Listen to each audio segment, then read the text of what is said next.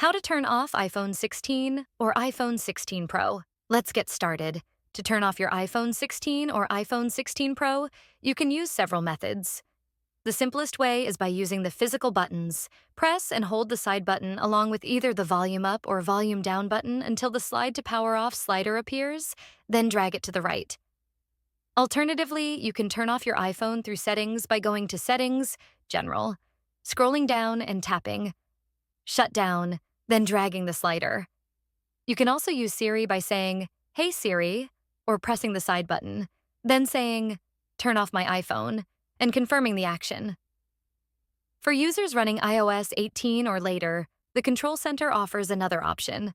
Swipe down from the top right corner, tap and hold the power icon, and drag the slider to turn off your phone.